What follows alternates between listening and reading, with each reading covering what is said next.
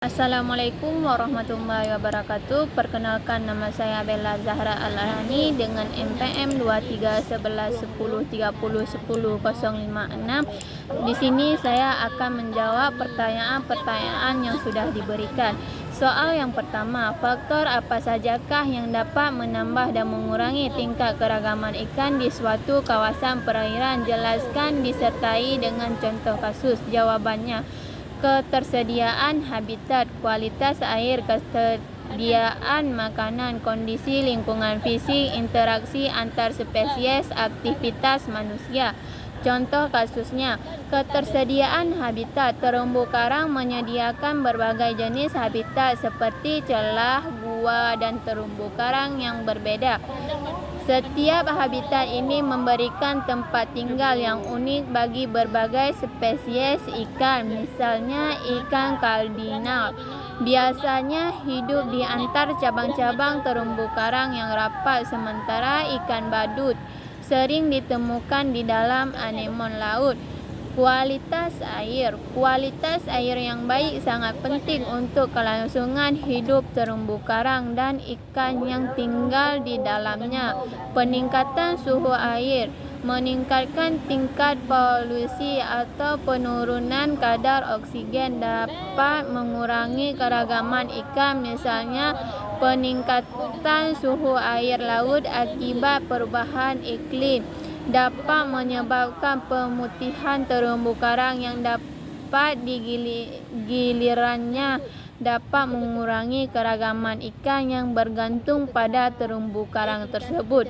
Ketersediaan makanan. Terumbu karang menyediakan berbagai sumber makanan bagi ikan seperti alga, zooplankton, dan organisme kecil lainnya. Ketersediaan makanan yang mencukupi dan beragam akan mendukung keragaman ikan di kawasan terumbu karang.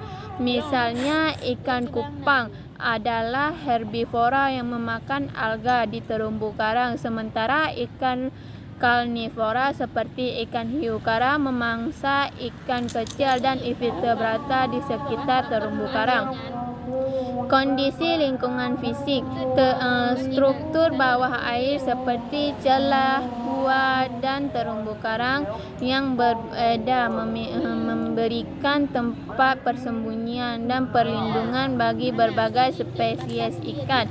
Misalnya, ikan kardinal sering bersembunyi di antar cabang-cabang terumbu karang yang rapat, sementara ikan kongkang sering ditemukan di dalam celah dan gua di terumbu karang. Interaksi antar spesies. Interaksi antar spesies ikan juga dapat mempengaruhi keragaman. Misalnya, ikan pembersih seperti ikan laba-laba memakan parasit dan jaring mati dari ikan lain yang membantu menjaga kesehatan ikan lainnya. Interaksi ini dapat meningkatkan keragaman ikan di bawah kawasan terumbu karang. Aktivitas manusia. Aktivitas manusia seperti penangkapan ikan yang berlebihan, menangkap ikan dengan bahan peledak, atau menggunakan bahan kimia berbahaya dapat mengurangi keragaman ikan. Di kerusakan fisik terumbu karang akibat penambangan pasir, penangkapan ikan yang merusak habitat atau populasi dapat mengurangi keragaman ikan. Soal yang kedua, mungkinkah perubahan lingkungan mempengaruhi sifat genetik dari spesies ikan? Jelaskan disertai contoh kasus. Jawabannya mungkin, karena perubahan lingkungan dapat memicu terjadinya migrasi ikan yang berpengaruh terhadap penyebaran larva dan telur ikan sehingga berdampak pada keragaman genetik ikan dalam suatu populasi. Contoh kasusnya, misalkan ada spesies ikan yang hidup di suatu danau dengan suhu air yang stabil, namun karena perubahan iklim, suhu ikan air di danau tersebut meningkatkan secara signifikasi. Perubahan suhu ini dapat mempengaruhi sifat genetik ikan tersebut.